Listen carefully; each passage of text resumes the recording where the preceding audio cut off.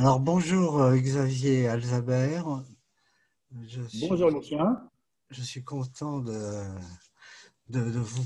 pouvoir vous poser quelques questions pour le site Résilience TV, qui est un vieux site que je maintiens toujours comme ça en mouvement, mais qui est un peu historique, quoi.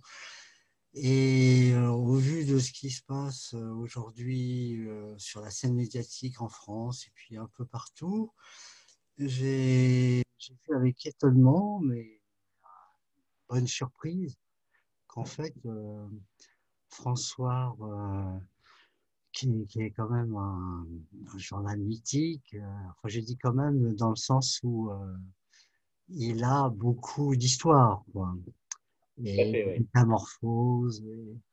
Et j'aimais bien l'un des anciens directeurs de François, non pas d'historique, mais celui qui était un peu plus people, on pourrait dire, c'est Philippe Bouvard. Philippe Bouvard, d'ailleurs j'avais un petit peu des échanges avec lui, parce qu'on avait essayé, Résilience TV avait essayé aussi de lancer un hebdomadaire humoristique, enfin mensuel, mais à vocation hebdomadaire, qui s'appelait La Poule des Chines. Enfin voilà, c'est juste un peu un petit historique. Et quand j'ai vu que François, j'étais attristé qu'il disparaisse, et quand j'ai vu qu'il était de nouveau là avec une nouvelle équipe, avec une nouvelle dimension, et puis en plus avec un savoir-faire et des angles d'attaque tout à fait inédits, innovants, avec un collectif derrière en train de réfléchir, un collectif de citoyens. Enfin, ça faisait penser à tout un, toute une réflexion sur qu'est-ce que c'est que la démocratie horizontale, participative, enfin tous ces débats qui ont l'air un peu abstraits. Et là, François, bon, j'ai regardé ça avec une façon un peu comme ça étonné et puis intrigué, quoi. Et puis petit à petit, ça a pris de l'ampleur. Et j'ai vu que du fait de la crise, entre guillemets, dite sanitaire, mais qui est une crise plus profonde, en fait, c'est un symbole plus profond, enfin, vous me direz ce que vous en pensez, j'ai vu que, enfin, j'ai eu envie, par exemple, de prendre dialogue avec vous, même de me dire, tiens, j'aimerais bien écrire pour François. Enfin, ça donnait envie, alors que d'autres. Alors, la première question, comme ça, pour s'arrêter de vous demander, j'imagine que, bon, c'est pas, comment on pourrait dire, c'est pas votre premier coup d'essai. Vous avez fait d'autres choses dans la vie, etc. Qu'est-ce qui vous a donné envie tout d'un coup de vous lancer dans la presse? Parce que d'après ce que j'ai pu entendre, ou vous entendre, parce que vous avez été interviewé à de nombreuses reprises dans divers médias qui ne sont pas encore court-circuités par l'ambiance, disons, un peu meurtrière intellectuellement. Qu'est-ce qui vous a poussé à justement vous dire, bah, tiens, pourquoi pas le journalisme? Alors, merci beaucoup, Lucien, de me donner la parole, hein. C'est très appréciable de pouvoir évoquer ce genre de sujet. Donc oui, comme vous l'avez dit, François, c'est une marque mythique. Moi, à titre un titre personnel, je n'avais aucune vocation à, à faire du média ou du journalisme, ou du moins je le pensais. Et puis de temps en temps, parfois on a des révélations où on se révèle avec des compétences, avec des sujets qui sont intéressants. Toujours est-il que, étant donné que j'ai fait dans le passé beaucoup de travail dans le conseil en stratégie, j'ai donc eu à pratiquer beaucoup d'analyses, beaucoup de diagnostics, beaucoup de recommandations. Et ça s'apparente énormément à du journalisme, ou du journalisme d'investigation assez poussé, puisqu'on fait une analyse factuelle sur laquelle qu'on va modéliser et on va essayer d'en définir les hypothèses et trouver les faits pour valider ses hypothèses. Et ça s'apparente énormément au journalisme.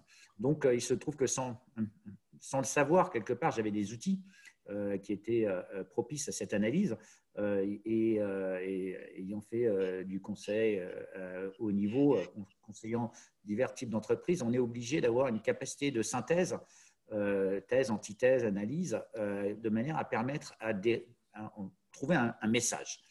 Et du coup, sans le savoir, j'avais quelque part ces compétences-là. Et après, il suffit de trouver l'opportunité. Et ici, l'opportunité était vraiment due au hasard. Donc, je me suis retrouvé dans l'aventure de François un peu au hasard, comme un challenge entrepreneurial. C'est-à-dire que quand on a une marque comme François, il faut définir quels sont les besoins des lecteurs. Puisque François, dans l'esprit des gens, ça veut dire média. Ça veut dire pour chacun un petit bout de son histoire. Et il fallait se poser la question de savoir comment pourrait-on faire revivre une marque en répondant aux besoins, non pas des lecteurs dans le passé, mais en fait dans le futur. Et le diagnostic que l'on a mené, qui a pris quand même un certain moment, fait qu'il y avait une forme de désamour entre les médias et les lecteurs. Alors, c'est une relation de je t'aime, moi non plus. Ils adorent pouvoir lire toute une série de choses, pouvoir critiquer, mais quand les médias s'intéressent trop à eux, ça devient un ennemi. Donc, en fait, on a une relation amicale et ennemie, une forme d'inimitié avec les médias dans certains cas. Mais François est une marque qui n'a jamais laissé indifférent. Et ça a été soit considéré comme le journal bon pour allumer le feu ou pour bloquer une armoire ou une table. Et en même temps, ça a été un journal dans lequel les plus grands noms, les plus grands intellectuels, les plus grands noms se sont battus pour écrire. Et il fallait trouver un mariage entre le côté populaire de ce journal et le côté analyse, journalisme d'investigation. Et il s'est trouvé que la crise récente nous a donné cette opportunité. J'avais ces capacités d'analyse, j'avais autour de moi un certain nombre de scientifiques, biologistes, microbiologistes, docteurs, ingénieurs, et il y avait ce besoin d'expression. Et on a donné la possibilité aux lecteurs de s'exprimer au travers de tribunes. Alors, ce qui est assez intéressant, c'est que quand on donne la parole à quelqu'un qui n'a pas une notoriété, le contenu peut parfois être plus important que la notoriété, et ça a attiré des lecteurs parce qu'ils étaient agréablement surpris de par le contenu. Et bien sûr, c'est toujours le contenu qui précède normalement la notoriété. Alors que dans les médias, on a la tendance à voir beaucoup de personnes qui ont une notoriété, mais qui n'ont pas forcément tout le contenu adéquat. Donc, ils se permettent de critiquer. Et la mayonnaise, on va dire, a pris petit à petit, parce que les gens ont compris qu'ils pouvaient s'exprimer, ils pouvaient établir une opinion. Comme ces gens-là n'ont pas de lien d'intérêt ou de conflit d'intérêt, cette opinion était assez libre. Il était libre d'influence, hormis leurs propres influences, mais bien sûr, c'est une opinion. Alors, on nous l'a reproché très vite parce que quand on a trop d'opinions dans un journal, eh bien, on peut en oublier l'information et on a traité l'information autrement au travers de ces analyses-là. Et c'est comme ça qu'on a créé ce renouveau. Donc, je n'avais pas a priori d'intention initiale de me retrouver à la tête d'un journal ou d'un média. Ce n'était pas du tout dans mes intentions. Et c'est peut-être un des éléments qui m'a poussé à me poser des questions, c'est-à-dire que n'ayant pas ces intentions, étant totalement indépendant vis-à-vis du résultat, je me suis dit, qu'est-ce qu'il y a de mieux à faire et dans l'intérêt de qui? Et c'est cette mayonnaise qui a pris cet intérêt qui, à un moment, est devenu très important, comme vous le dites, tellement important qu'on avait plusieurs millions de lecteurs, plusieurs millions de vues sur nos vidéos, et on a été un petit peu coupé dans notre élan par un tweet de la ministre de la Culture qui a remis notre certificat de IPG, d'information politique et générale, à la demande, et alors là, c'était là où on était surpris, à la demande de journalistes qui nous ont dit non, vous n'êtes pas journaliste. Et puis finalement, ils nous ont dit non, mais vous avez bien des journalistes, vous faites bien le travail et la liberté d'expression est importante. Et du coup, les journalistes qui s'opposaient à ça ont eu le bec un peu cloué, mais ils ne se sont pas eux-mêmes remis en question. Donc, pour venir un peu à la question initiale, il n'y a rien qui m'y a poussé autre que le hasard, on pourrait dire. J'avais un certain nombre de compétences que j'ai mis au service de l'information. Le troisième point, c'est que en n'ayant pas d'idées préconçues, je me suis adressé au lecteur, puisque l'illustre fondateur de François, Pierre Lazareff, avait dit l'important pour un journal, c'est d'être lu. Donc la première des choses, c'est de demander au lecteur qu'est-ce que vous avez envie de lire. Et le dernier point, on va dire, pour faire prendre, on va dire, cette équation, eh bien, c'était de faire parler des lecteurs qui n'avaient pas voix au chapitre. Alors, c'est ça vraiment qui a fait que c'est devenu quelque chose de passionnant et c'est devenu une aventure. Parce que je pense que quand on commence à avoir une spirale positive, d'interagir avec les gens, d'interagir sur des sujets, d'analyser des sujets, on ne se préoccupe pas forcément de la position que d'autres personnes peuvent prendre, c'est-à-dire les concurrents. On a juste produit une analyse. Il se trouve que cette analyse était contrariante, ou elle allait dans le sens inverse. Et c'est comme ça qu'est né, on va dire, le renouveau de François aujourd'hui. Oui, en effet, c'est contrariant, mais, non, mais vous avez raison, enfin, dans l'idée qu'il ne faut pas tenir compte de trop de ce qui se passe chez les concurrents. Mais ça me faisait penser, quand vous entendez parler, au fait que j'habitais à l'époque à Paris, à côté de la rue Réaumur. Et là, il y avait le grand immeuble François. Et en plus, à l'époque, il y avait au moins deux, trois parutions par jour. Il y avait le matin, l'après-midi, le soir même. Et c'était vraiment étonnant. Et alors, je me disais aussi que François, ça traversait une époque, quoi. Ça donnait le sens d'une atmosphère, on pouvait avoir, comme vous dites, quelqu'un de très important qui écrivait, et puis il y avait un reportage sur Brigitte Bardot et aussi le dernier film de Godard. Enfin, il y avait tout un ensemble. D'ailleurs, après, Bouvard a stimulé aussi cette impression-là.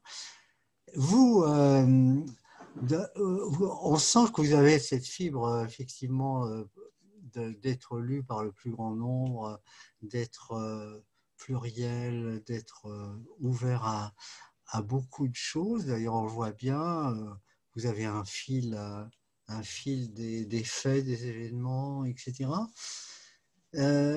Mais là, vous êtes plus spécialisé, disons, dans ce qui se passe, dans l'actualité brûlante.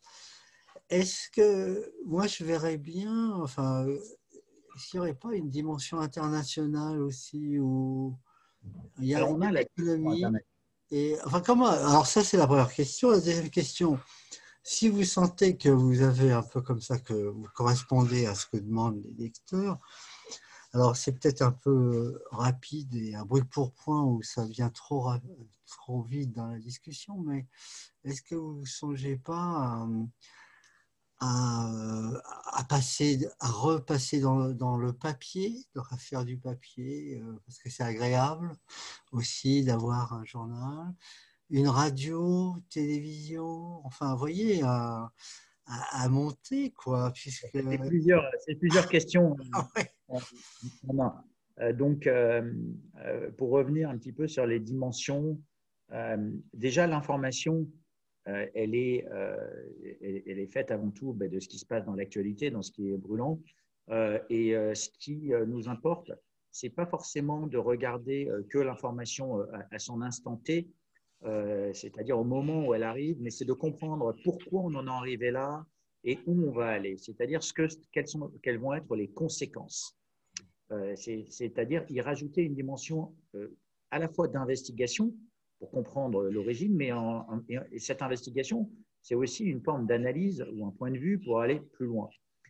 Il se trouve que la crise que l'on a vécue a cristallisé des positions qui existent. Et on pensait que dans les médias, on avait un débat et il y avait encore la possibilité d'avoir un débat. Il s'est trouvé que dès lors qu'il y a eu des positions scientifiques, mais ça s'est déjà vu dans l'histoire, quand on regarde lorsque l'Église contrôlait la science, par exemple, bien, l'Église dictait la science et elle s'est à un moment, on va dire, séparée de la science. Et là, on a eu un sentiment que la science, quelque part, puisqu'on a parlé de maladies, on a parlé beaucoup d'éléments scientifiques, que la science était étaient kidnappés ou détenus. Il y avait ce que beaucoup de gens appellent la doxa, ce que beaucoup de gens appellent une forme de dictature sanitaire. On a eu l'impression que cette science, elle a été monopolisée par un certain nombre de personnes qui donnaient le sentiment de savoir ce qu'il y avait de bon pour les autres. Et ces personnes étaient à la fois des gouvernants, à la fois des savants, à la fois des scientifiques, des médecins. C'était des personnes qui sont censées avoir cette autorité qu'on nous a appris à respecter. Et c'est là où on commence à voir une déconnexion avec le monde du réel.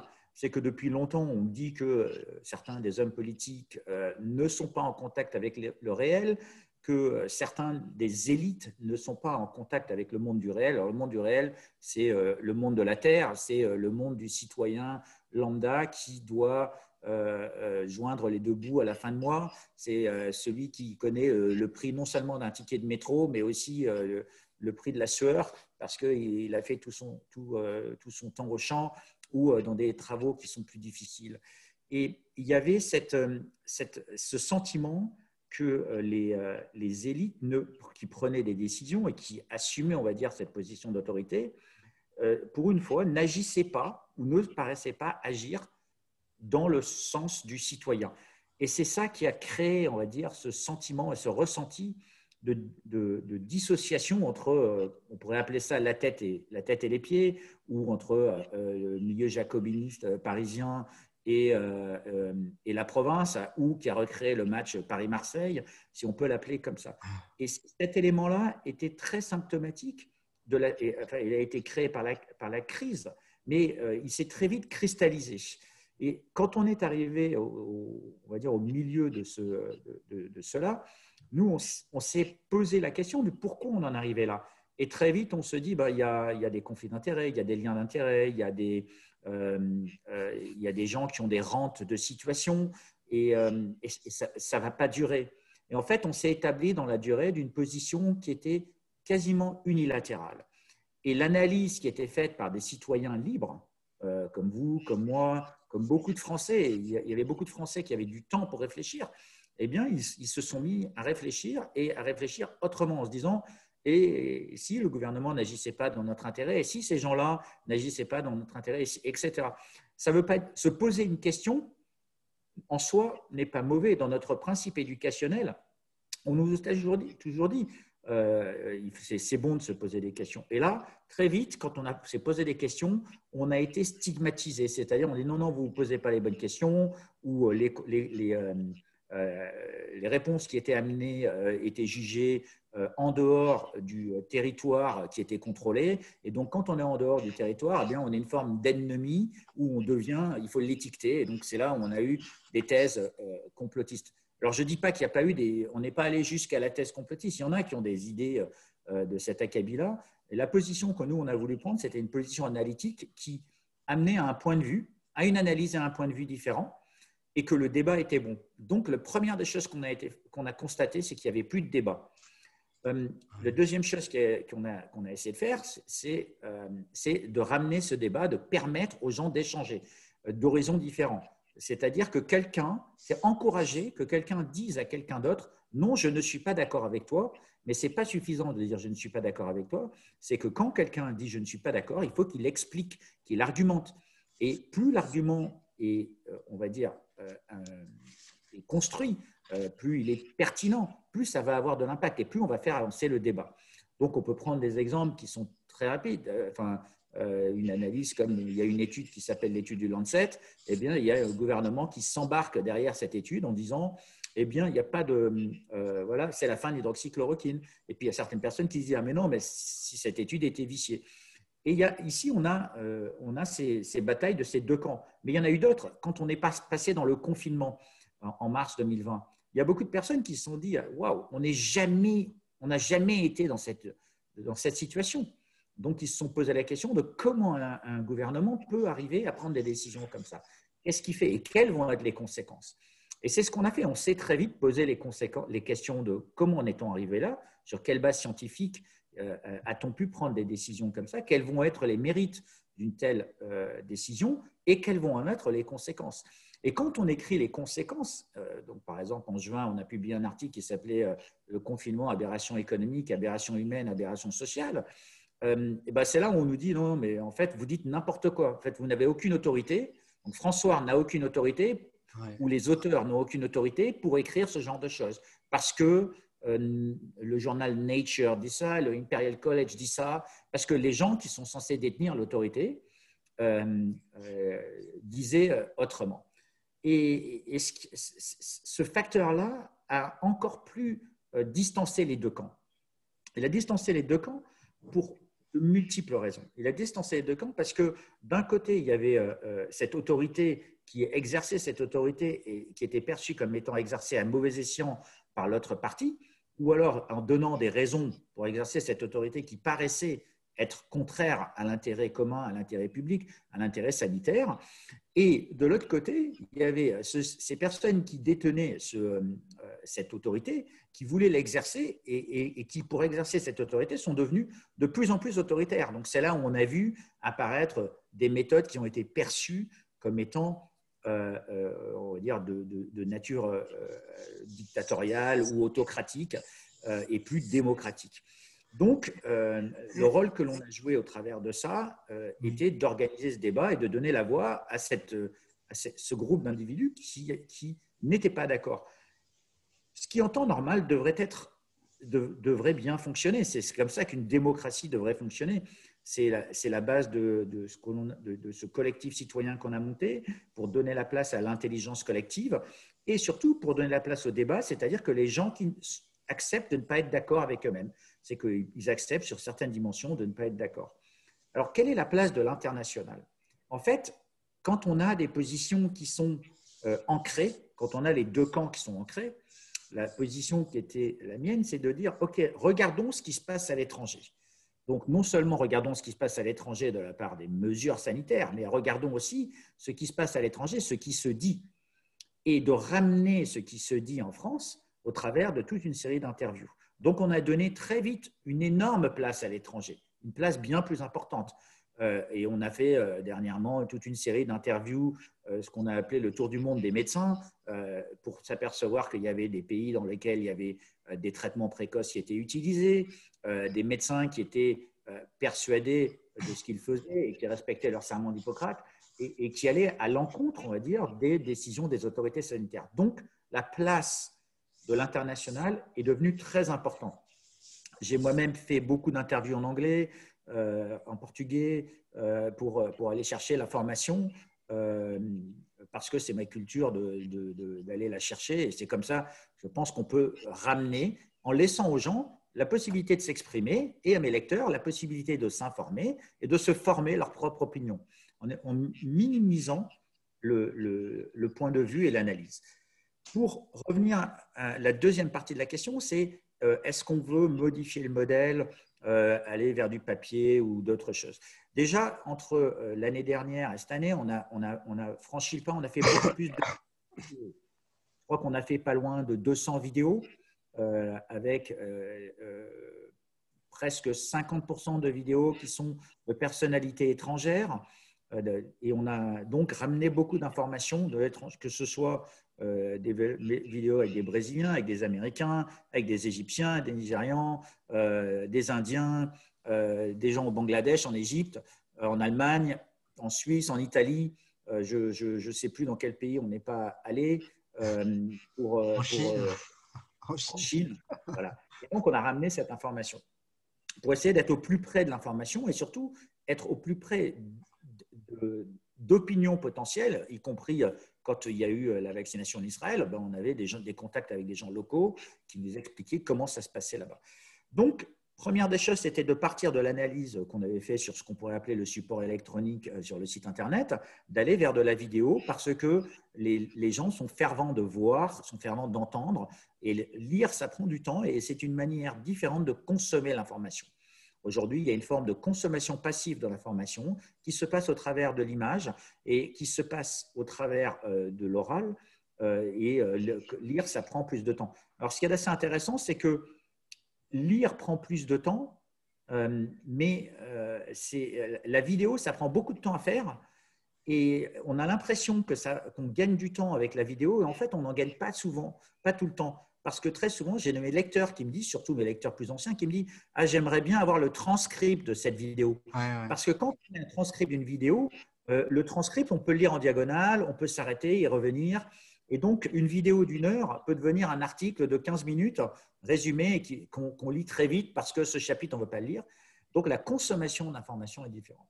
Pour finir sur la partie format, on s'est posé des questions de savoir est-ce qu'on ne ferait pas un exemplaire papier, est-ce qu'on ne ferait pas de la radio.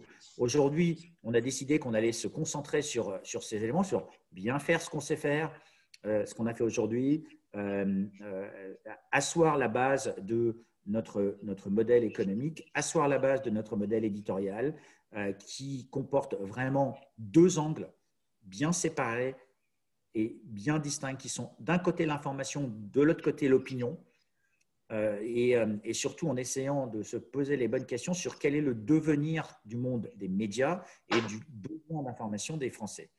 On pourrait dire d'autres personnes, on s'est posé la question d'étendre François dans l'Afrique francophone ou dans d'autres pays francophones. On a beaucoup de lecteurs en dehors de France, beaucoup plus qu'on ne le pense. Et donc, on s'est posé ces questions de manière à étendre, on va dire, cette proposition à partir de ce que l'on a aujourd'hui. Alors, pourquoi on a voulu asseoir cette proposition valeur, et c'est parce qu'on a été effectivement beaucoup attaqué sur des positions qu'on nous a traitées de complotistes, alors que c'est des positions d'opinion. Il faut quand même regarder une chose, c'est que dès lors qu'on dit quelque chose qui est différent du message officiel, qui est un message d'autorité, dès lors qu'on se pose une question, même peu importe qui se pose cette question, eh bien, on a le sentiment qu'on n'avait plus le droit de se poser la question. Et si on se pose la question sans apporter une réponse, quand on apportait une réponse, eh bien, il y avait la double mise. C'est-à-dire, non seulement on est complotiste en se posant la question, mais dès lors qu'on propose une lecture, une interprétation, une analyse divergente, eh bien, on se retrouve libellé. Alors, c'est assez intéressant parce que quand on refait l'histoire et qu'on regarde les positions qu'on a prises, en avril 2020, on avait écrit que le remdesivir était une molécule excessivement toxique. En mai 2020, on a écrit cette molécule, à quoi joue le laboratoire qui est le fabricant? Est-ce qu'il joue à faire de l'argent? Est-ce qu'il joue à soigner les gens? En juin, on s'est posé la question de du rôle que jouait l'EMA. Est-ce qu'il est vraiment là en tant que régulateur pour la santé publique ou est-ce qu'il est là pour être un facilitateur du marketing des sociétés pharmaceutiques? Et là, on nous disait non, mais vous dites des bêtises, vous êtes complotiste de vous poser ces questions. Et puis en octobre, eh bien, il y a l'OMS qui dit non, mais cette molécule, elle est inutile. Voilà. Et là, il n'y a aucun média qui dit bah ouais, François l'avait dit, ou François avait raison, ou François l'avait dit. Non, ils disent ah ben voilà, tout d'un coup, parce que l'AFP émet une note, eh bien, il y a parole d'évangile. Et c'est ce que je reproche, on va dire, un peu à mes concurrents, c'est de dire, à un moment, ils ont pris des positions qui étaient incorrectes, mais ils ne corrigent pas leurs positions et ils ne sont pas capables de dire, ah ben ouais, eux, ils avaient raison ou ils avaient tort, etc. Ils se contentent de distribuer les mauvais points, mais ils ne sont jamais capables de distribuer les bons points. Et je pense que notre civilisation et notre monde, surtout en France, on est un monde où on a plutôt tendance à distribuer des mauvais points. Et moi, je suis plutôt de culture à essayer de voir ce qu'on fait, ce qui est de bien fait, et de dire les mauvais points, on va apprendre et on va s'améliorer. Et j'aimerais bien qu'il y ait cette dynamique un peu plus collégiale, qui est dans l'intérêt des lecteurs, qui est dans l'intérêt de l'information. Voilà un petit peu le modèle que l'on a mis en place aujourd'hui. Mais qu'est-ce qu'il faudrait faire justement par rapport à ces médias qui sont quand même publics? Par exemple, l'AFP, c'est un service public, je crois, c'est pas privé. Ils sont privés ou publics? Non, l'AFP est financé en très grande partie par nos impôts, oui. Comme beaucoup de médias, puisqu'ils ont du mal à joindre les deux bouts. Alors, ça part d'un bon sentiment, on va dire, le fait de collecter de l'argent pour le redistribuer de manière à s'assurer d'avoir un service d'information. On va dire que le principe est noble. Maintenant, le problème de la noblesse d'un principe, c'est qu'il faut regarder un peu ce qui se passe ailleurs. La France est un pays où la presse est le plus subventionnée. Alors, c'est le pays aussi de la Déclaration des droits de l'homme, de la liberté d'expression. Donc, on va dire, on se doit d'alimenter un des éléments pour lesquels on est connu. Et quelque part, c'est un petit peu comme si ça faisait partie du patrimoine français et qu'on devenait entretenir ce patrimoine comme si la liberté d'expression était un monument historique et qu'on dû l'entretenir. Cependant, attendez, Xavier, juste une précision. Je me disais aussi que c'est pas seulement cette question-là, parce qu'il y a en effet, d'ailleurs, l'avocat Godinel qui reproche à France Inter ses prises de position, etc., va dans le même sens que vous. Mais j'ai l'impression qu'il y a cet aspect-là. Mais quand on regarde, par exemple, la façon dont la BBC ou la façon dont le New York Times a réagi un peu à l'identique, à savoir le fait que concernant cette maladie, on ne savait rien, qu'on ne pouvait rien faire, que tout ce qu'on pouvait raconter, enfin les médecins, les praticiens, tout ce qu'ils pouvaient proposer, eh bien c'était nul et non avenu. Et il y avait en effet, comme vous dites, cette idée dès qu'il y avait un avis différent, on n'employait plus le mot de réactionnaire ou de bourgeois, comme dans les années 60, 50, comment? Ou d'extrême, il y a extrême droite quand même. Et puis là, c'est complotiste, effectivement, mais c'est un peu une pensée schizophrène, à la fois double bail, quoi. On vous met dans une impasse, etc. Mais est-ce que vous ne pensez pas qu'il y a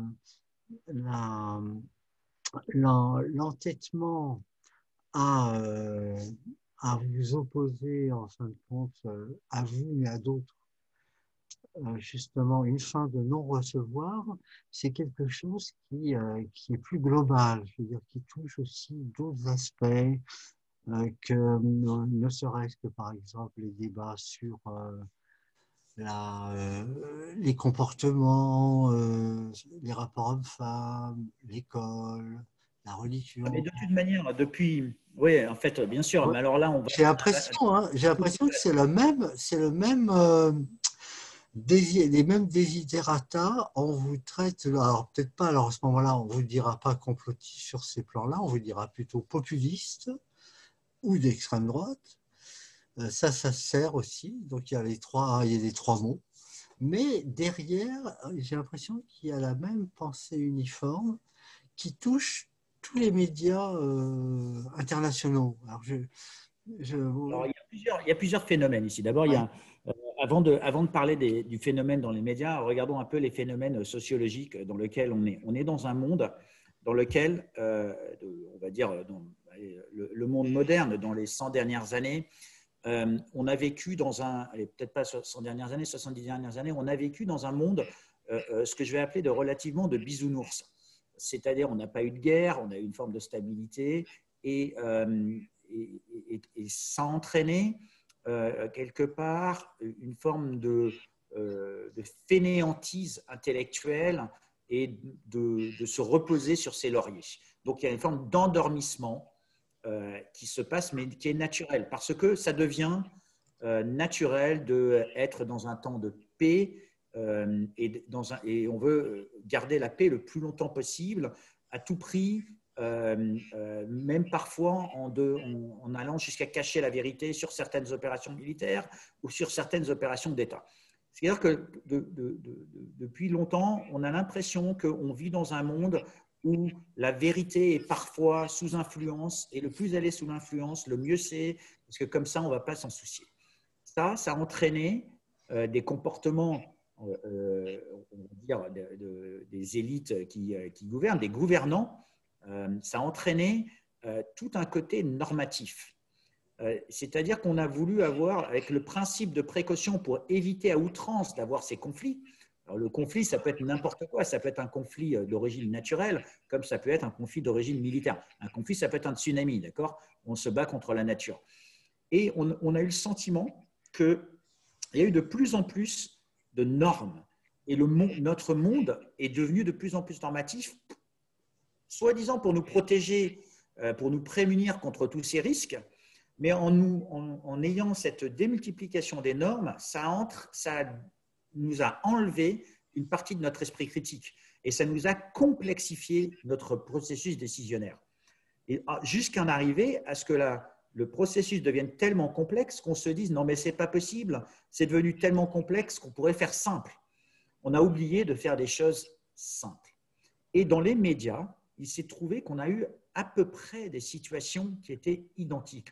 On en a fait des choses qui étaient devenues tellement compliquées qu'on en a oublié de faire des choses qui étaient très simples. Ce n'est pas difficile d'écrire un article, ce n'est pas difficile de faire une bonne analyse.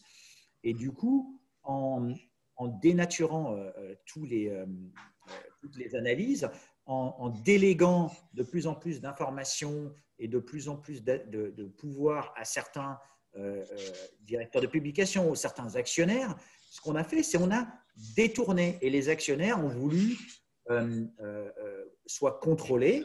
Et donc, qu'est-ce qu'on fait? Si l'administration met des normes dans le cadre d'un principe de précaution, eh bien, les médias vont mettre des normes dans le cadre de leur procédure éditoriale.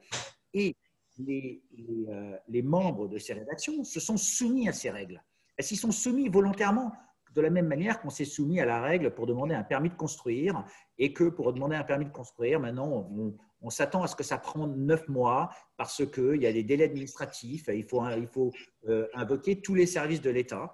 Eh bien, on s'est soumis à ces règles-là alors que, soit par principe de précaution, et dans les rédactions, on a eu ce sentiment qu'on s'est soumis à des règles et à des normes qui ont été de plus en plus acceptées. Ça, c'est l'aspect sociologique. Le point tout à l'heure qu'on a commencé à évoquer, qui est important, c'est le financement de ces médias. Si on doit financer de l'information, okay, ce qui est important, c'est le financement de l'information, c'est un financement d'ordre public dans le cadre d'un intérêt général. Et quand on a eu les grands projets, que ce soit les centrales nucléaires ou les autoroutes ou le TGV, on s'est heurté à beaucoup de situations où pour mettre en place l'intérêt général, on a dû faire des expropriations. Par exemple, pour faire passer une voie TGV, on a dû faire de l'expropriation. Ou pour faire des autoroutes, on a dû faire des expropriations. Donc, l'intérêt général est passé au-delà de l'intérêt individuel. Donc, à partir du moment où la fonction objective de cet intérêt général, elle est vraiment bien définie, et l'exemple, c'était d'amener le plus rapidement possible des gens d'un point A à un point B en limitant, par exemple, la pollution, c'était le TGV, ou limiter les accidents au travers des autoroutes. Ça partait et ça allait dans l'intérêt général. Et dépenser de l'argent là-dedans, ça va dans l'intérêt général et c'est à peu près logique. Mais un jour, on prend une décision que on a atteint, on va dire, le maillage national et on a cet actif, ça coûte très cher à entretenir, donc on va décider de le vendre. On va vendre cet actif qu'on a construit avec l'intérêt public pour financer la dette. Et c'est là où on commence à perdre l'intérêt général parce qu'on perd de vue le fait qu'on veut donner à tous quelque chose qui est censé être égalitaire. Et dès lors que l'on vend à une concession, on va donner quelque chose qui est inégalitaire puisque le concessionnaire va extraire un prix de cette concession et du coup, on crée des inégalités entre les Français alors qu'à l'origine, les Français ont financé ces autoroutes sur les impôts. Eh bien, le monde du média, on pourrait dire que c'est pareil parce que dès lors qu'on finance l'information, si cette information, elle est pluraliste, elle est plurielle, c'est-à-dire qu'on donne autant de temps de parole à tel parti politique qu'à tel parti politique, ou autant de temps de parole à telle idéologie ou à telle idéologie. Il ne faut pas s'arrêter à la politique, il faut aussi s'arrêter, par exemple, en ce moment, sur les médias, on va dire, mainstream, que ce soit publics ou nationaux, il n'y a qu'une seule partie de la pensée scientifique qui est exposée. Et il n'y a pas l'autre partie. Et donc là, on crée une rupture d'égalité. Cette rupture d'égalité, elle ne doit pas être faite avec nos impôts. Qu'elle soit faite dans un milieu privé, on peut le comprendre, qu'un milliardaire qui a une chaîne de télévision ou que quelqu'un dise ben, « ma ligne éditoriale, c'est ça, je ne veux avoir que ça ». On est dans le territoire privé. Mais dès lors qu'on est sur le service public, on devrait avoir le pluralisme. Et ce pluralisme, il a été remplacé par des positions qui sont, et c'est ce que dit Goldanel, c'est ce dont vous parliez tout à l'heure, elles sont unilatérales, elles sont quelque part que d'une seule partie. Alors, à titre personnel, si jamais je me regarde en tant que Français, je vais dire 1 € dépensé là-dedans pour avoir juste une partie unilatérale n'est pas un bon euro dépensé au même titre que 1 € dépensé dans les autoroutes ou dans le TGV. Si jamais on construit une voie qui va dans un endroit où il n'y a pas de passagers, eh bien, c'est mal dépensé. Donc là, la question, c'est est-ce que cet argent est dépensé dans l'intérêt général ou est-ce qu'il est dépensé dans un intérêt qui n'est pas forcément général? Et ce qu'on peut dénoncer, c'est que ces centaines de millions qui sont dépensés là-dedans, il y en a une partie qui va dans le privé, donc qui va pour financer des territoires privés d'information sur lesquels il n'y a aucun doute. Mais dès lors qu'on dépense de l'argent dans un territoire privé, on devrait imposer quelque chose, on devrait avoir une contrepartie. Et quand on dépense de l'argent dans le cadre du service public, on devrait s'assurer de l'objectivité, de l'égalité de traitement des chances. Et l'AFP devrait, par exemple, sur l'origine du virus, l'AFP aurait pu très bien se poser en disant il y a un consensus qui émerge, mais il y a d'autres éléments. Plutôt que de dire il y a une seule position, on aurait pu s'attendre à ce qu'un service public, de la même manière que France Info, dépense de l'argent pour se dire est-ce qu'il y a vraiment l'origine du virus qui est faite telle qu'on l'a dit. Et on a vu que depuis 1 an, il y a des voix dissonantes qui parlent de l'origine du virus d'une autre manière. Nous avons écrit plusieurs articles en reprenant certains des travaux de Luc Montagnier ou du professeur Tréteau ou des Américains qui parlaient de cette origine du virus. Et dès lors qu'on adressait ce sujet, on nous disait non, mais la position officielle, c'est ça. Mais quand on regarde la position officielle qui était celle de la CIA, la position officielle, c'était oui, le virus est d'origine naturelle, jusqu'à ce qu'on ait plus d'informations. Alors qu'il y avait déjà des personnes qui avaient plus d'informations qu'eux ou qui avaient une analyse différente. Et ça, c'est ce que je regrette dans le cadre du service public, c'est de ne pas dépenser d'argent, de le dépenser que dans un sens. C'est comme si on avait le service public où l'intérêt général avait été de construire une autoroute Paris-Lyon, mais pas Lyon-Paris. On a une seule branche de l'autoroute. Alors on a dit oui, parce que c'est pour que les Parisiens aillent à Lyon, mais on ne reçoit jamais de l'autre côté. Donc quand ils rentrent, ils se débrouillent. Eh bien là, on a l'impression que l'information a été contrôlée de manière unilatérale et il n'y avait pas le retour de manuel. Et c'est ce rôle qu'ont joué les médias alternatifs. Et c'est là où il faut poser les vraies questions de quand on dépense de l'argent public et pas de l'argent privé, d'accord, à quoi ça sert? Et il faut s'attendre à avoir le contrôle nécessaire pour pouvoir avoir l'objectivité. Et ce phénomène qu'on a observé en France existe dans d'autres pays. Mais la différence qu'il y a, c'est que si on prend le New York Times ou si on prend les médias anglo-saxons, on prend les médias allemands, ils sont très peu et excessivement peu subventionnés. D'accord? Ils sont soit totalement d'État, soit ils sont pas subventionnés. Et à ce moment-là, on peut s'attendre à une information de meilleure qualité. Alors pourquoi ces médias ont-ils pris les mêmes positions? Eh bien, ça revient à ce problème sociologique que j'ai évoqué tout à l'heure, c'est le côté normatif. On a testé les limites de beaucoup de fonctions qui sont dans le système. On a complexifié le système à un point. Ici, ce n'est pas le journaliste, c'est l'analyste qui parle.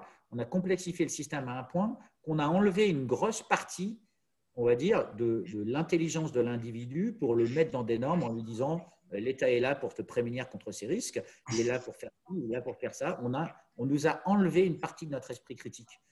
Et je pense que c'est un élément qui est hyper important à prendre en considération. C'est la productivité qu'on a demandé aux journalistes.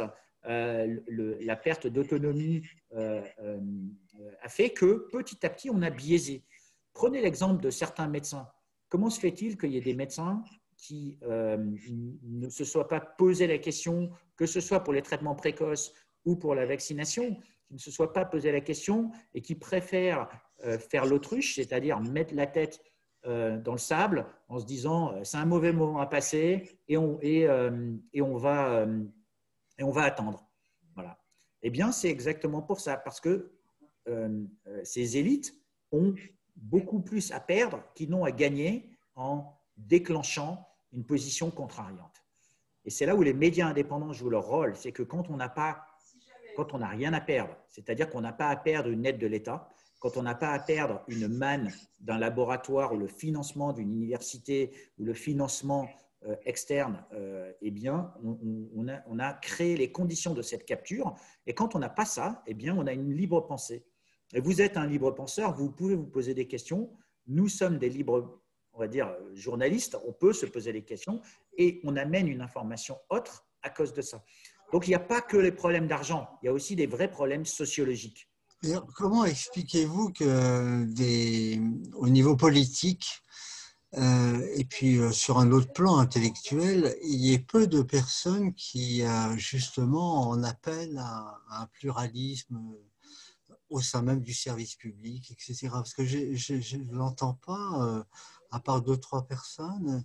Au niveau du personnel politique, par exemple, par exemple, il y a même pas une commission parlementaire, enfin quelque chose. Il y a même un député qui demanderait à ce qu'il y ait une exigence de neutralité. Enfin, ça vous étonne pas Alors, bien sûr que ça m'étonne, bien sûr que ça m'étonne, mais on ne peut pas prendre toutes les batailles à la fois. Alors après, il faut regarder dans l'ordre de magnitude de ce qu'il y a de plus important. Est-ce que la liberté d'expression est quelque chose qui est important? Je pense que oui, et même très important, mais aujourd'hui, on a fait face depuis 18 mois à une crise sanitaire et la santé est à un niveau qui est aussi important, voire plus important. Elle a pris la primeur sur beaucoup de choses parce que les gens ont commencé à avoir peur d'un virus. Ils ont commencé à avoir peur parce qu'on leur a mis la mort en face d'eux. Et on va dire cette peur ou cette psychose parfois prend le dessus sur l'indépendance d'esprit, sur l'objectivité qu'on doit amener et sur ce que je vais appeler la relativité. Donc, on a eu du mal à relativiser et à mettre des priorités sur ce qu'il y avait de plus important. Donc, est-ce que c'est souhaitable qu'il y ait cette commission d'enquête? Bien sûr. La question qu'il y a, c'est est-ce que c'est aujourd'hui, là où on est encore dans le cadre d'une crise sanitaire, où on a des gens qui se posent des questions sur la vaccination, savoir si je dois me faire vacciner ou pas, savoir si jamais il y a le risque de mourir.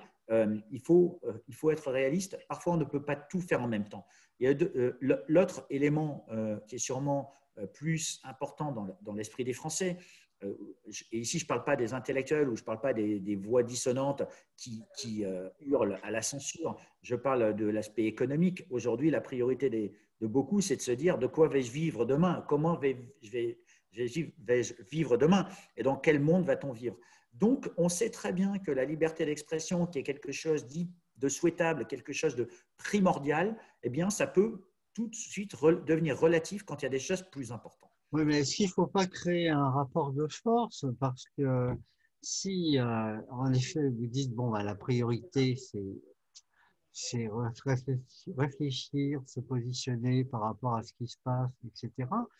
Mais en fait, les gens au pouvoir et qui continuent dans cette dimension-là vont se dire, bah, de toute façon, ceux qui sont en face, bon, bah, ils sont assez silencieux, même s'ils ont des choses à droite, à gauche sur les réseaux. Mais l'idée, quand même, d'une agitation en termes de demander une commission, une pluralité dans le service public de l'information, il pourrait lâcher du lest en disant, oh, bah, tiens, il y a une exigence de cet ordre-là.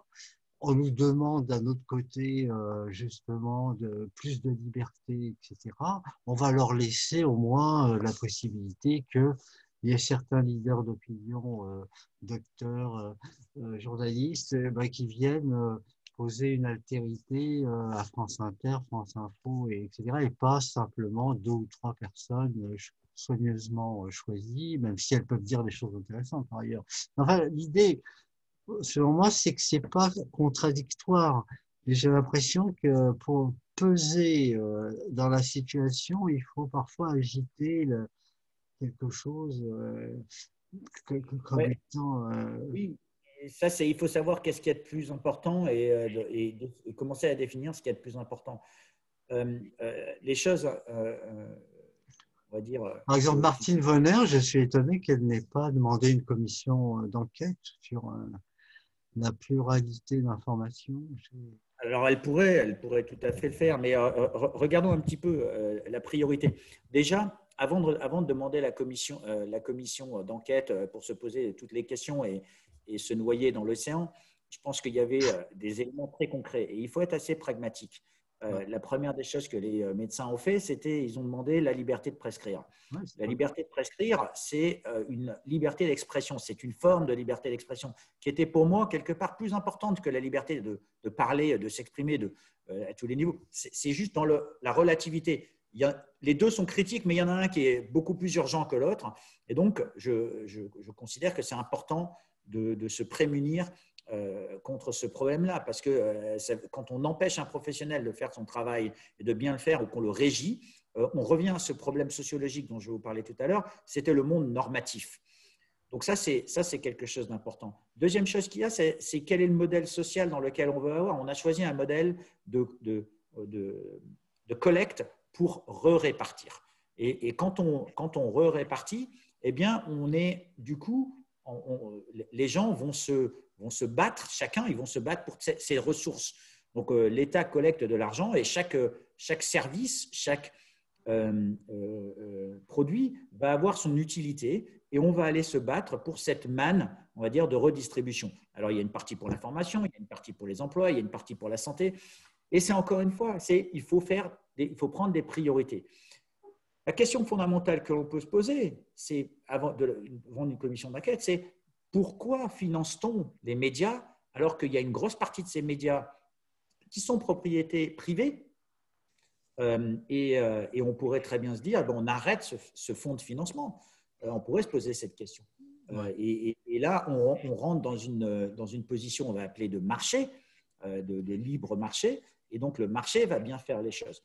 Alors, je ne dis pas qu'il ne faut pas quelques aides de l'État dans certaines circonstances, mais une aide de l'État généralisée va capturer cette information. C'est-à-dire qu'elle devient captive, elle devient dépendante. On devient dépendant à ces aides. Et au fur et à mesure qu'on en devient dépendant, tous les ans, on s'y habitue. Et quand on a cette habitude, eh bien, c'est difficile de changer les habitudes. Donc, la remise en cause de tous ces avantages qu'on a acquis depuis longtemps demande énormément de travail, ça demande du courage, pas que politique, ça demande du courage sociologique et idéologique. Et c'est là où il faut se poser ces vraies questions. Ouais. Donc, quand on n'a pas justement ce bagage, comme on n'avait pas chez François, en fait, je veux dire le nouveau François, eh bien, qu'est-ce qu'on fait? Eh bien, la première des choses qu'on essaye de faire, c'est de bien faire son travail, d'être indépendant et d'être autonome. Parce que comme ça, on sait qu'on peut perdurer dans le temps. Et du coup, on peut se permettre après de dire pourquoi ne demanderions-nous pas une commission? Je vais vous prendre un exemple très concret. Quand on a été attaqué par la ministre de la Culture, enfin, pardon, pas attaqué, on va dire, quand la ministre de la Culture a remis en cause dans un tweet notre certificat information politique et générale.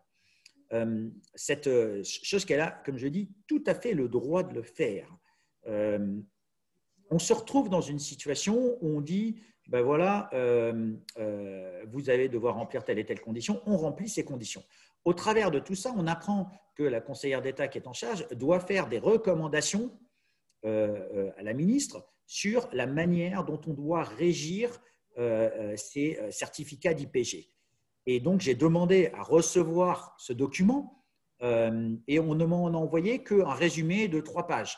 J'imagine qu'il y a un rapport qui est complet. Donc, j'étais obligé de faire une demande à la CADA, à la Commission d'accès aux documents administratifs, pour obtenir ce document, que je n'ai toujours pas d'ailleurs. L'objectif, c'est de quoi? C'est de le lire et d'essayer de contribuer dedans.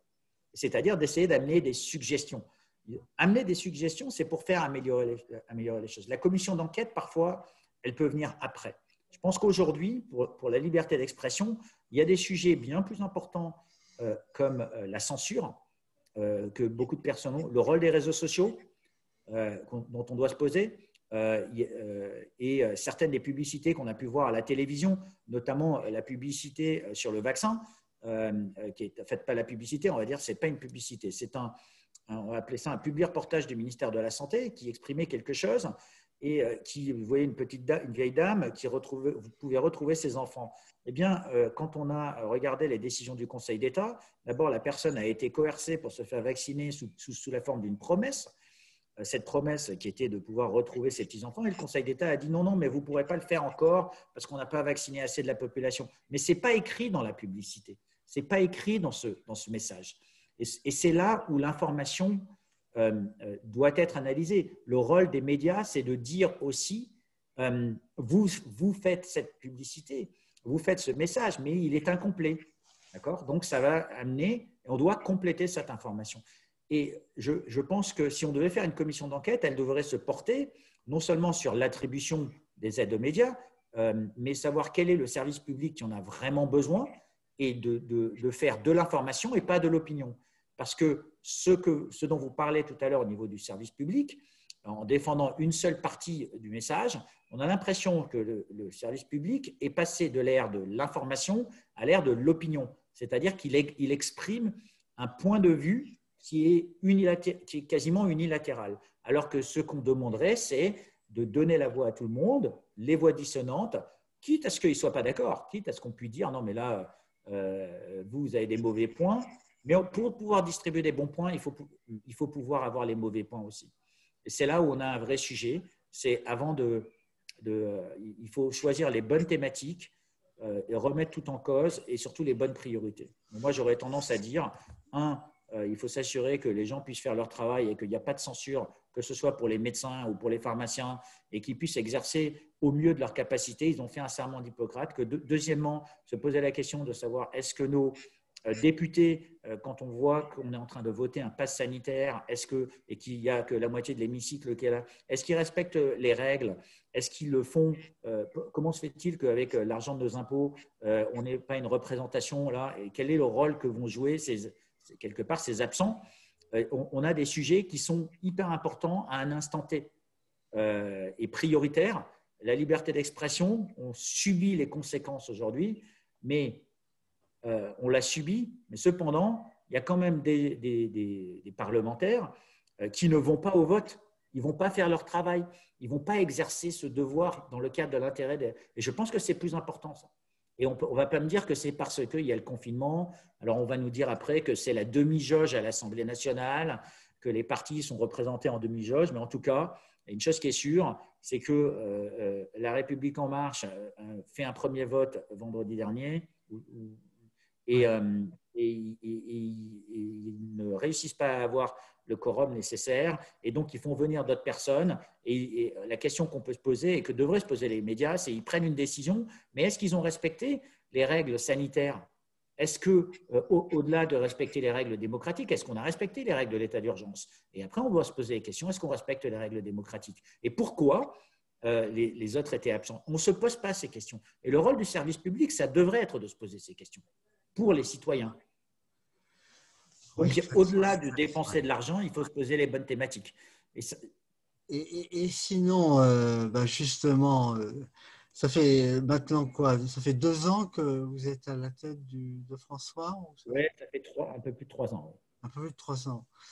Et qu'est-ce que vous pouvez en tirer comme bilan, en fait, justement? Est-ce que là, on a l'impression que vous êtes pris dans tout ce qui s'est passé, et est-ce que vous pensez que sans François, eh bien, il y aurait eu justement un grand trou, quoi, dans la couverture médiatique? Moi, je pense que oui, mais qu'est-ce que vous en pensez, vous, avec le recul? Ça, c'est la première question. La deuxième, c'est est-ce que vous attendiez à autant de violence, alors qu'en fait, ça c'est un petit bémol que je mettrais, c'est que cette violence, elle est partout d'un certain côté. Dans tous les milieux, j'ai l'impression qu'il y a autant de raideur lorsqu'on est disruptif, pour employer un mot à la mode. Alors vous, et troisième peut-être question finale, c'est s'il y aurait quelque chose à changer depuis 3 ans, à améliorer. D'accord. Ouais. Alors, pour essayer de répondre à la première des questions, je vais essayer de me souvenir des trois. La première des questions. L'apport que vous avez eu. Alors, comment peut-on mesurer, on va dire, est-ce qu'on a eu un apport ou pas? Je veux Oui. dire, si je suis fidèle à ce que j'ai dit tout à l'heure, on a essayé de se concentrer sur les lecteurs et sur l'intérêt des lecteurs et sur l'intérêt des contributeurs. De ce point de vue-là, on a trouvé une audience, on a une audience. Et ça, on pourrait dire que c'est une forme de marque, on pourrait en tirer une forme de satisfaction. Vous pouvez la mesurer, là, cette audience? Oui, parce qu'on a il y a eu au pic de l'audience, on avait plus de 5 millions de visiteurs par mois. Ouais. On a même fait 6 millions. On a eu, je sais pas, des vidéos qui ont fait plus d'1 million de vues chacun. Donc, quand notre chaîne YouTube a été fermée, je crois qu'on avait pas loin de 10 millions de vues. Donc, en quelques mois, donc c'était, on va dire, énorme en peu de temps. Mais je pense qu'on ne peut pas mesurer ce genre de choses que à l'audience. Je me dois de commencer par ça et je ne peux dire que merci aux lecteurs, je ne peux dire que merci aux contributeurs et en disant on continuera à faire ce message. C'est répondre en partie à votre troisième élément. Un des points qui est peut-être aussi important, c'est de dire qu'il y avait une place pour faire un journalisme collaboratif, citoyen, notre journalisme. Et je pense qu'on est sur la voie, on n'a pas atteint, on va dire, l'objectif de maturité, on a commencé à générer quelque chose, ce renouveau d'informations, une forme de régénérescence dans la relation que quelqu'un peut avoir avec son média, de la même manière qu'il y a certaines marques qui ont su faire renaître des marques mythiques. Ce qui est assez intéressant, c'est que François est un journal qui a eu plusieurs histoires. Il est né, il s'appelait Défense de la France en 1941. C'était un journal qui était défini comme étant un journal de résistants, un journal même qui était nommé comme étant clandestin. C'est écrit dans les versions papier que j'ai vues et que j'ai sur mon bureau. Et on s'est retrouvé à avoir quelque part une forme d'injection de cet ADN, de cet ARN au travers de cette crise. C'est très intéressant d'avoir ce rôle du journal qui renaît de ses cendres et qui retrouve une forme d'ADN de personnes qui aiment l'information, qui ont envie d'informer les gens dans l'intérêt général et dans l'intérêt collectif, sans conflit d'intérêt, sans intérêt à agir. Je pense que ça, on a gratté la surface, on a enfoncé un petit peu le clou, mais on n'est pas encore allé aussi loin que je l'aimerais. Et ça fait partie d'un des axes d'amélioration qui est important. Il y aura des surprises alors bientôt. Il y aura des surprises bientôt, bien sûr. Et alors attendez, la deuxième question, maintenant je l'ai oubliée. Donc la première des questions, c'était est-ce qu'on est satisfait de ce que l'on a fait? La troisième des choses, c'est la violence. La violence que. La violence. Ouais. Alors, écoutez, la violence pour moi, c'est quelque chose qui est encore une fois relatif. Tout à l'heure, je vous ai dit qu'on n'était pas dans un pays qui est en guerre. Alors, on pourrait dire qu'on est dans une forme de guerre psychologique. J'ai beaucoup entendu parler de la peur, de la psychose, de la guerre psychologique, et du coup, ça affecte les choses. Mais regardons un petit peu ce que c'est que la notion de la vraie violence, c'est-à-dire quand on perd vraiment sa vie. Alors là, il y a eu une maladie qui a fait perdre la vie à une centaine de milliers de personnes en France, ça c'est fort regrettable. Mais regardons des pays comme l'Iran et l'Irak qui se sont chapardés ou les morts qui vivent en Afrique. Il y a une forme de violence qui est bien plus importante. Et donc, nous avons une violence de canapé. On a une violence sur son téléphone mobile en tapant de plus en plus fort sur une vitre. Je suis désolé. La seule chose que l'on fait, c'est on crée une violence psychologique et on s'auto-alimente cette violence.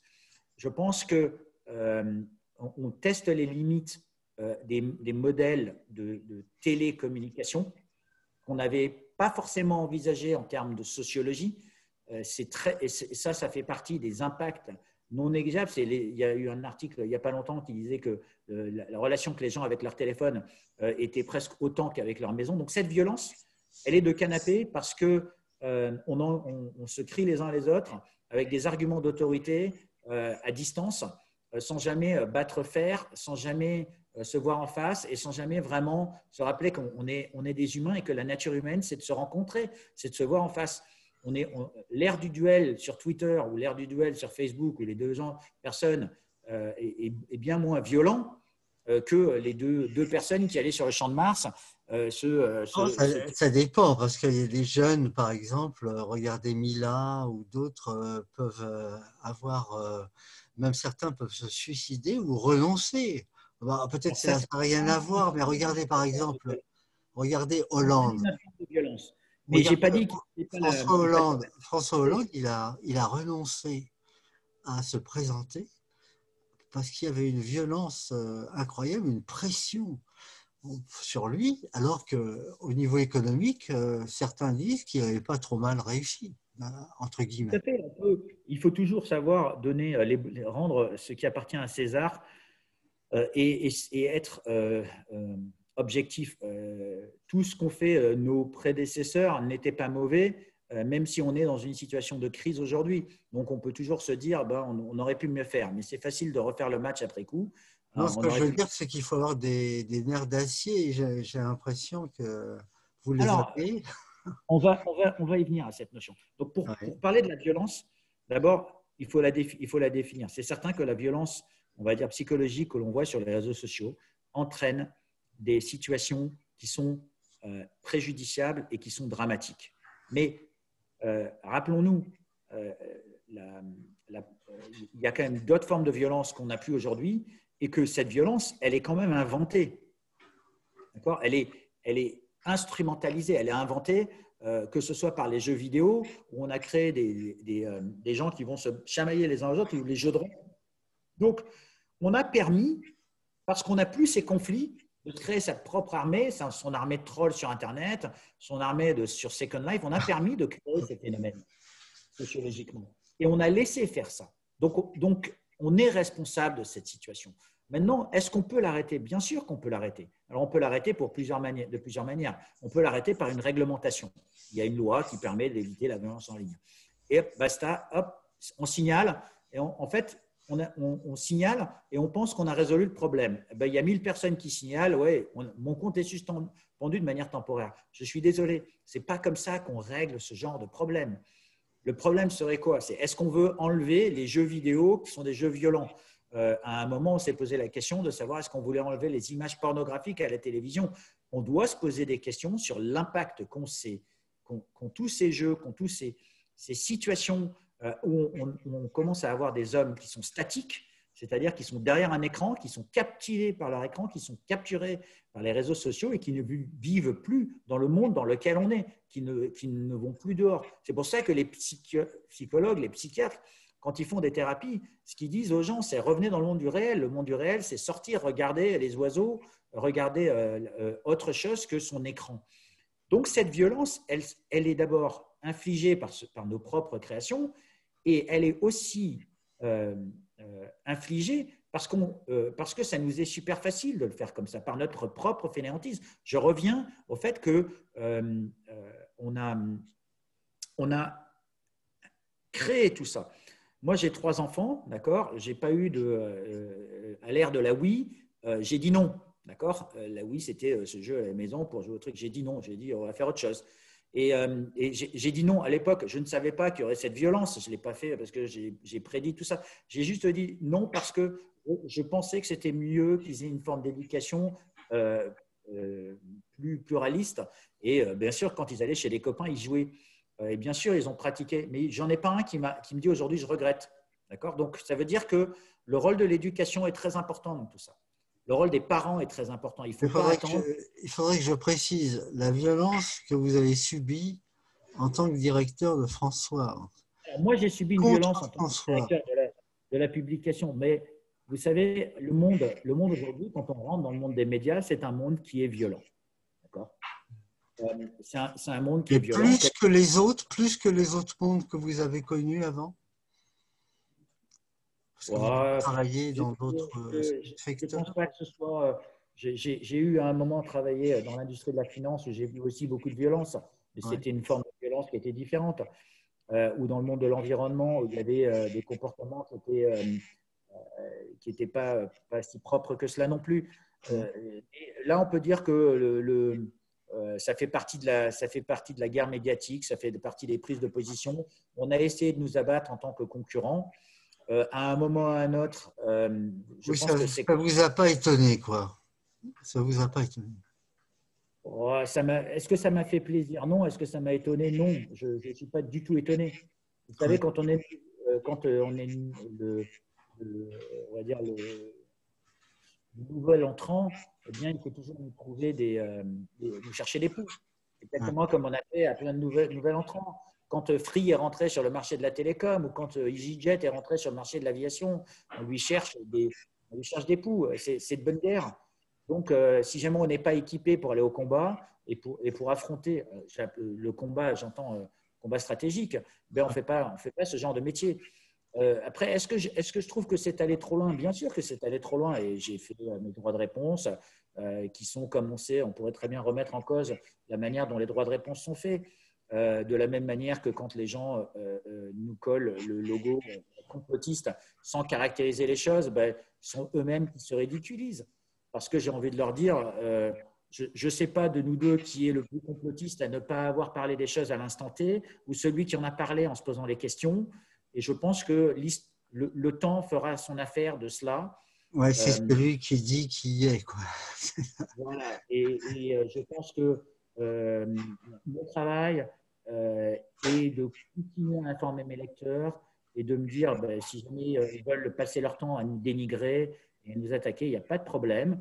À un moment ou à un autre, ils vont devraient se focaliser non pas sur leurs concurrents, mais sur leurs lecteurs, et ils devraient se focaliser sur l'information et sur s'assurer qu'ils jouent bien le rôle qui est censé avoir un média qui est en quelque sorte d'incarner le quatrième pouvoir, d'incarner un contre-pouvoir, c'est-à-dire une analyse critique des choses avec des éléments factuels qui peuvent être soit issus pour de l'information, soit pour de l'opinion.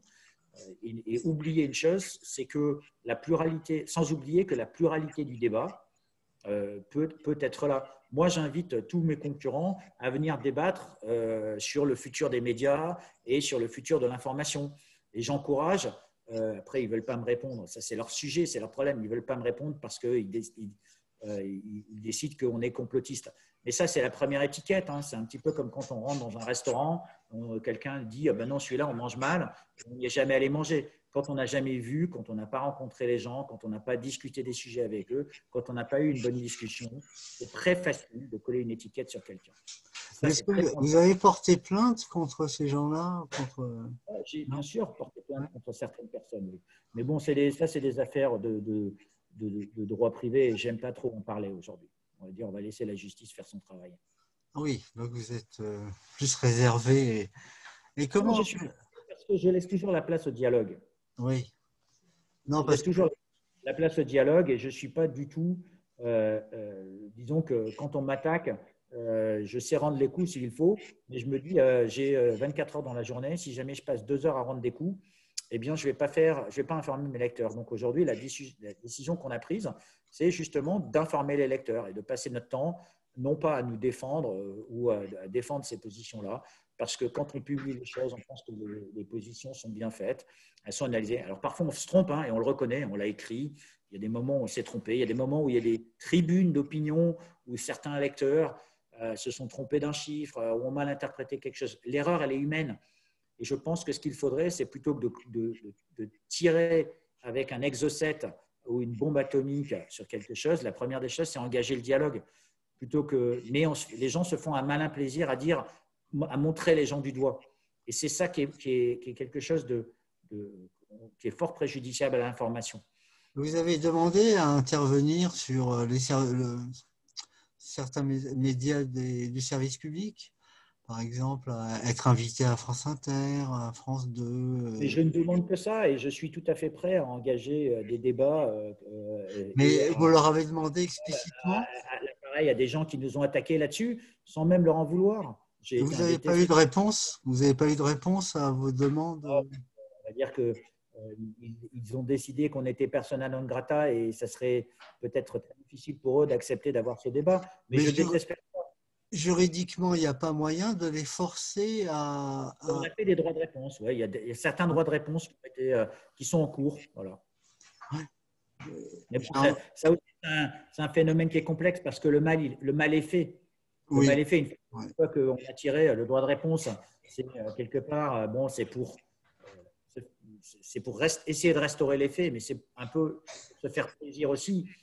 Et je considère que se faire plaisir, c'est une question de retour sur investissement. Entre passer son temps à informer et à mieux informer, comme on est une toute petite équipe, on a une contrainte de ressources et on n'a pas des millions pour justement implanter tous ces procès.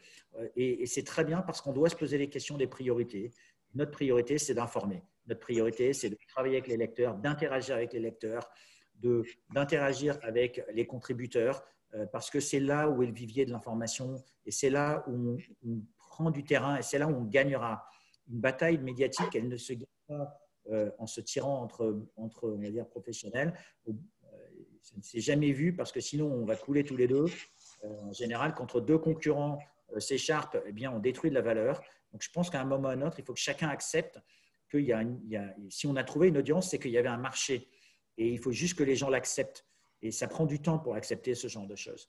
Après, Mais quand on a une marque historique comme François, c'est très embêtant pour quelqu'un issu du sérail, du journalisme, de dire ah ben tiens, il y en a qui s'y sont essayés, ils n'ont pas réussi. Et quelqu'un qui n'est pas du sérail comme moi, ben, accepter que quelqu'un qui n'est pas du sérail puisse réussir dans un secteur d'activité comme ça, c'est difficile à accepter. Mais c'est fort, c'est la nature humaine, c'est fort compréhensible. Et encore une fois, je ne dis pas qu'on a réussi, je dis on va dire que ce qu'on a essayé de faire, on a trouvé une audience, on a trouvé une proposition de valeur, c'est encore fragile, il faut consolider les bases. Il y a plein de choses qu'on doit consolider, que ce soit dans l'amélioration de la syntaxe grammaticale, de diminuer le nombre de fautes d'orthographe. On doit renforcer notre équipe de manière à pouvoir répondre à plus de lecteurs, parce qu'il y a des lecteurs qui m'écrivent en me disant ah, « je vous ai envoyé un texte et vous ne m'avez pas regardé ». Et on est obligé de répondre, ben, écoutez, on est juste submergé. Et donc, la première des réponses que je dis, ne prenez jamais le fait qu'on ne vous ait pas répondu pour une non-réponse, pour un non. C'est juste que on a tout simplement pas eu le temps de le traiter. Voilà. Mais j'aimerais votre avis d'analyse justement sur cette question la réaction de certains médias par rapport au traitement de l'actualité. Par exemple, j'étais très étonné que un journaliste comme Patrick Cohen ou une journaliste au point là comme Sophie Coignard que je considérais comme de bons journalistes, intéressants, etc., tout d'un coup se sont braqués contre Didier Raoult comme si c'était quelqu'un qui était le premier venu. Il y a eu comme ça une réaction incroyable, alors que d'un autre côté, quelqu'un comme Edwy Plenel de Mediapart, avec qui on peut ne pas partager un certain nombre d'analyses, a essayé lui aussi de critiquer fortement Didier Raoult, etc. Et puis, au bout d'un certain moment, il s'est mis un peu à l'écart au vu de ce qui était en train de se dérouler.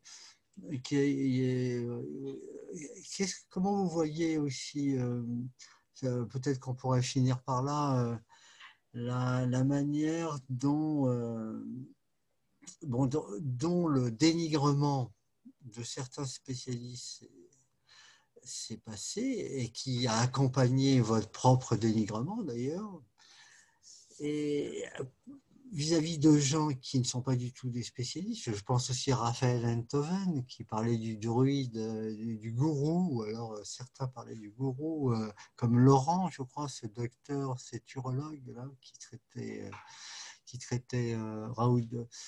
Comment vous voyez que des journalistes, de certaines personnes, est-ce que c'est juste la jalousie, l'envie, ou alors que côté obtus, tout d'un coup se sont rués sur ce personnage, mais aussi sur vous, hein, parce que vous étiez, j'ai lu par exemple que François était considéré comme un blog, même plus un journal.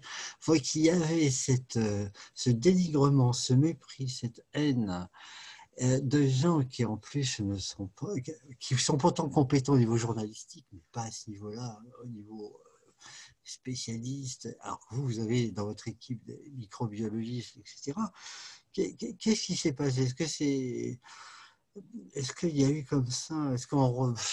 Il y a eu comme à l'époque de Lysenko dans les années 30, où tout d'un coup l'idéologie rend idiot, fou, Alors écoutez, aveugle. c'est compliqué à dire parce que je ne suis pas dans leur tête. Et la première des choses que je préférerais faire, c'est leur proposer à tous ces individus qui se mettent dans cette position-là de débattre. Donc, que ce soit Patrick Cohen ou tous les journalistes qui ont pu nous attaquer ou attaquer les autres, c'est de commencer par dire c'est mon opinion.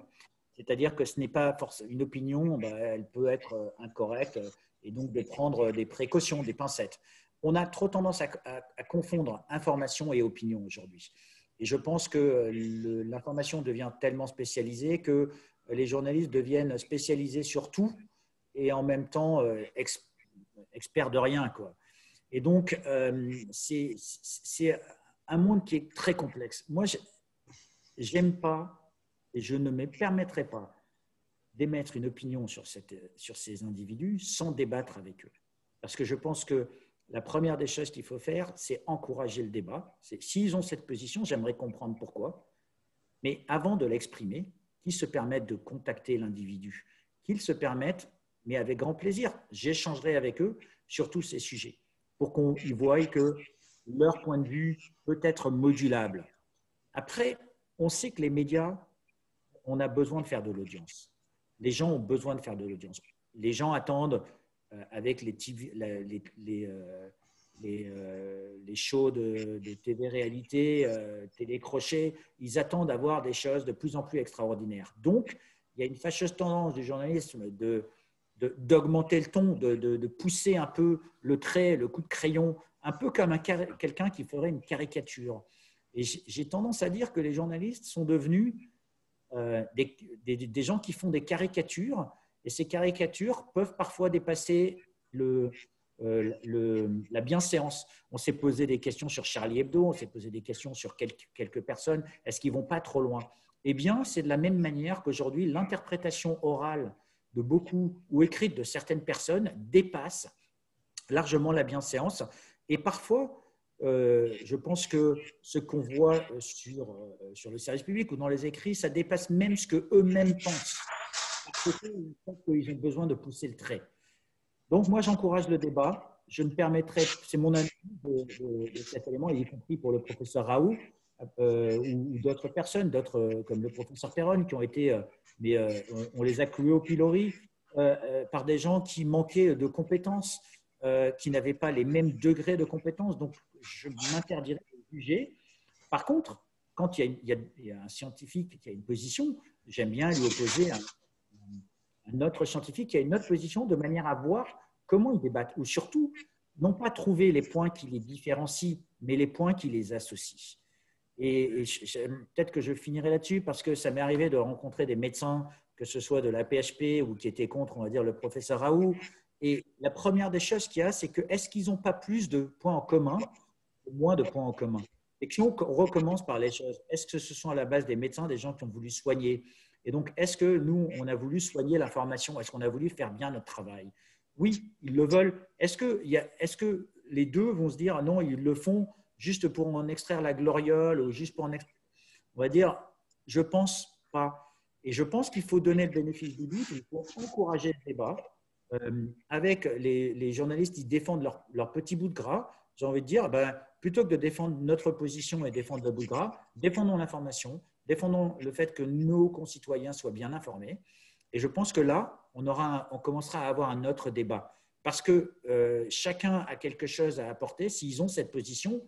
Alors, hormis les gens qui ont atterri là par arrivisme, et il y en a quand même pas mal dans le monde de la télévision, que ce soit dans le service public ou dans certaines des télés privées, Il y a beaucoup de gens qui ont été positionnés là parce qu'ils étaient le fils d'eux ou le petit copain d'eux ou parce qu'ils avaient tel nom.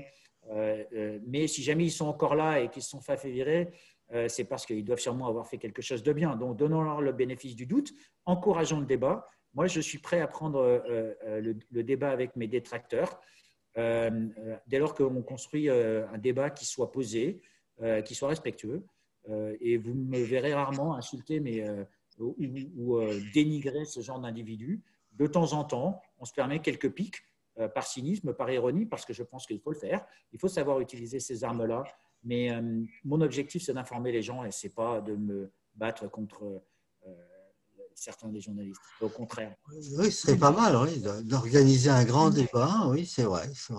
Plus nous attaquerons, et plus on se défendra, et plus on poussera la barre loin. J'adore la concurrence, je l'ai déjà dit plusieurs fois. C'est quelque chose qui nous motive parce que ça nous permet de nous battre dans l'intérêt des lecteurs, de nous battre dans l'intérêt des citoyens. Et c'est exactement le modèle qu'on a. Donc, plus ils continueront comme ça, et je pense qu'ils peuvent continuer longtemps parce qu'ils ont plus de moyens, ils sont plus forts. Nous, ce qu'on essaye de faire, c'est de travailler avec nos lecteurs, travailler avec nos communautés, gagner d'autres lecteurs pour leur amener des éléments, que ce soit des jeunes, que ce soit des personnes plus âgées. Il suffit de regarder, on a plusieurs présentateurs et on n'en a pas un seul. C'était mon ambition d'avoir plusieurs présentateurs, d'avoir un pluralisme, d'avoir des hommes, d'avoir des femmes, d'avoir des jeunes, d'avoir des personnes avec lesquelles on ne peut pas être forcément d'accord et ne pas avoir une seule voix. On n'est plus à l'ère du Léon Zitrone, même si jamais j'ai du respect pour une voix ou une personnalité. On n'est plus à l'ère de ça. On est à l'ère de la diversité, on est à l'ère du pluralisme. Les réseaux sociaux ont permis à de multiples chaînes d'émerger. Il faut savoir évoluer dans ce sens-là, donner la place aux jeunes. Rappelons-nous une chose, c'est que ce sont les jeunes qui vont payer, d'accord, la dette qu'on leur laisse. Et donc, c'est pas mal aussi qu'ils puissent s'exprimer, c'est pas mal qu'ils puissent poser des questions. Et souvent, quand j'ai un jeune journaliste ou présentateur qui va interviewer quelqu'un qui a, on va dire, 30 ans ou 40 ans d'expérience et qui a bien moins d'expérience que lui, je lui dis, utilise la jeunesse pour poser des questions parce qu'enfin, on va dire, ces personnes sont aussi responsables de la situation dans laquelle on est. Ils sont tellement responsables que et vous allez en payer les conséquences, vous devez en peser tout ça. Donc, votre manière d'accepter que vous avez moins d'expérience, ça ne veut pas dire que vous avez tort. D'accord ? L'expérience du passé a amené beaucoup de questions, beaucoup de transformations. On est dans une situation qui est critique et c'est important de donner la voix aux jeunes et en même temps d'interagir avec eux en ramenant l'expérience. Mais c'est très souvent là où le bas blesse, c'est de laisser la place à ces individus-là. Place au débat d'abord. Place au débat. Avant place la guerre. Et François est peut-être une vieille dame, c'est peut-être un vieux nom. Et mon ambition, c'est qu'elle soit incarnée par des gens qui incarnent le futur et qui sont prêts à s'exprimer et qui sont prêts à poser les bonnes questions, qui vont faire les choses de manière différente de celles que l'on a déjà faites. Et c'est ce que j'encourage. Ah ben oui, c'est vrai que François peut organiser un forum, un grand débat. D'ailleurs, c'est ce que je pensais aussi au niveau international. Je me disais, on ne parle pas assez, ou c'est trop formel. L'ONU, les autres, enfin c'est un côté utopique, hein, on devrait avoir des débats en direct et non pas seulement diplomatiques. Mais en tout cas, Xavier, merci de toutes ces précisions. Merci beaucoup, Lucien, de m'avoir invité, de m'avoir donné l'opportunité de parler. Je sais que j'ai fait une divergence un petit peu sur cette notion de violence parce que pour moi, la violence que j'ai subie, elle n'a rien comparé à ce que je peux voir ailleurs ou à ce que j'ai pu voir ailleurs et ce que j'ai pu vivre. Je comprends. Et donc, j'estime que mon devoir, c'est d'informer, de faire fi de ces éléments-là et de vivre avec. Et comment vos trois enfants réagissent par rapport à ce que vous subissez Alors là, on rentre dans le domaine du privé. Si vous voulez, j'en discute beaucoup avec eux et je préfère garder ces discussions pour le familial parce que quand on a des jeunes enfants, c'est des choses qui peuvent évoluer.